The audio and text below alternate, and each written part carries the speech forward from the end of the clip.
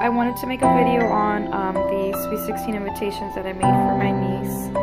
They are rose gold and they're foiled, if you can see, and they have glitter. So I just wanted to share how I actually made them, and I'm going to start out by saying what I used. I did use some Georgia Pacific cardstock. It's the 110, and it's the bright. I did some searching, and I wanted to make sure that when I printed it with my laser printer, I have a Brother HL2170W. It's an old Brother, and it's monochrome, but I wanted to make sure that the toner, once it printed on the paper, that the foil would adhere to it well, because sometimes it leaves those black spots or it just doesn't work. So I used the iCraft Deco Foil, and this is the rose gold. I also used the Silhouette double adhesive sheets. They're yellow, and then they're white on the front. And I used my Silhouette machine to cut out the back portion of the cardstock, which would be what the glitter is on. So that's this piece and what the glitter is on. This is a separate piece. It would be this. I also cut out with my Silhouette.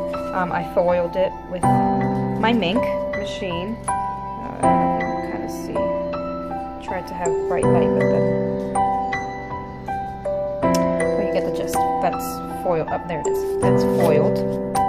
And then I cut the double-sided adhesive with my Silhouette as well.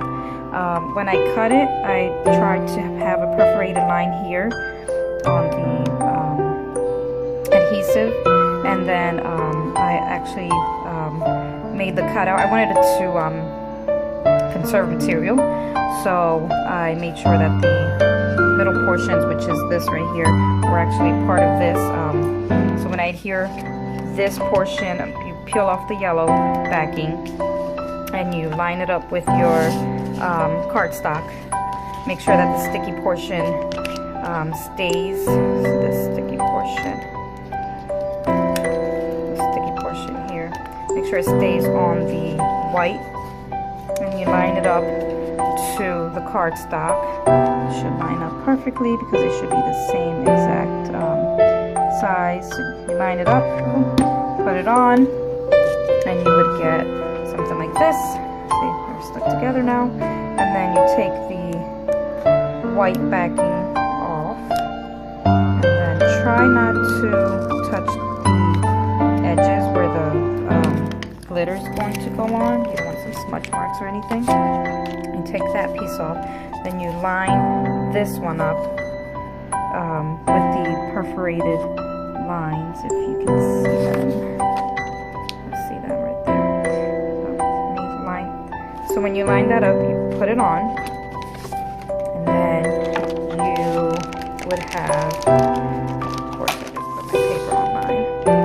You would have this. You take the circle portion, take off the yellow backing, place it on there, and then I weed it out with a safety pin. I weeded out this portion, that portion, the E's, the little piece of the 6, and I took away everything else. And see it right here. And then once I did that, I came over and I put it on some paper.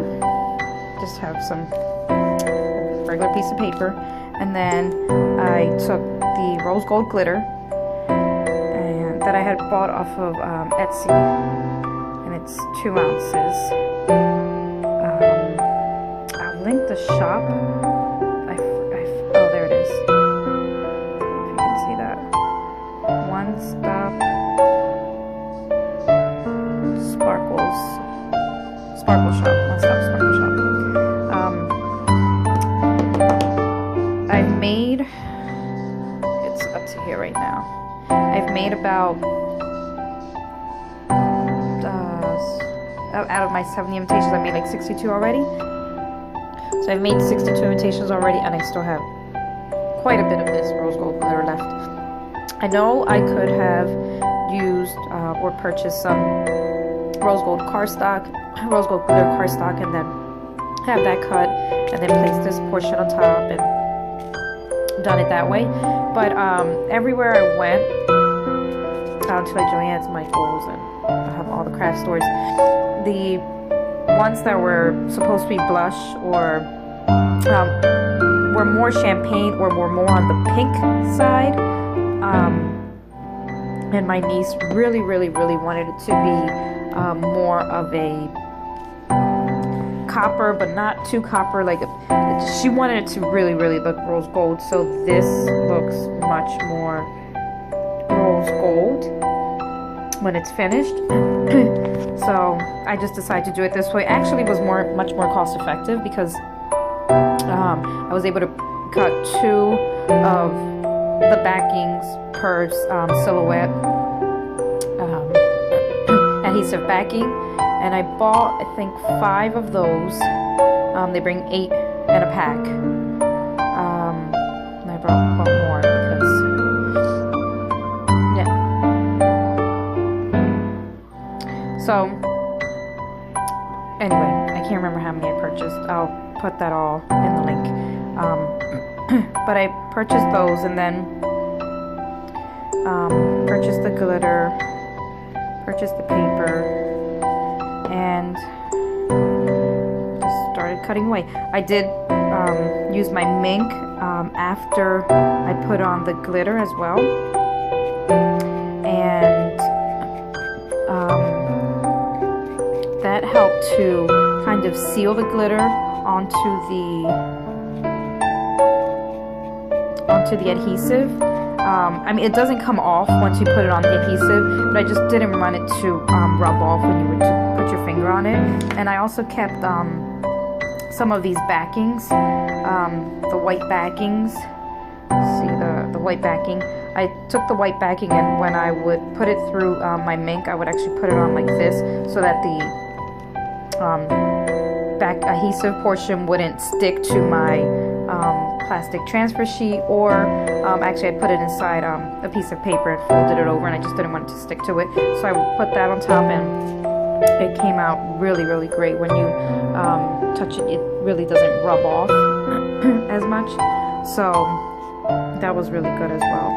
So then I just do this portion, and I will be right back. So I have finished foil glittering, and then all I do is I just wipe off all the excess glitter, leave it on the paper, and then, like I said, I put it through my Minc, and they come out quite beautifully after I clean it up very nicely. So any questions, let me know.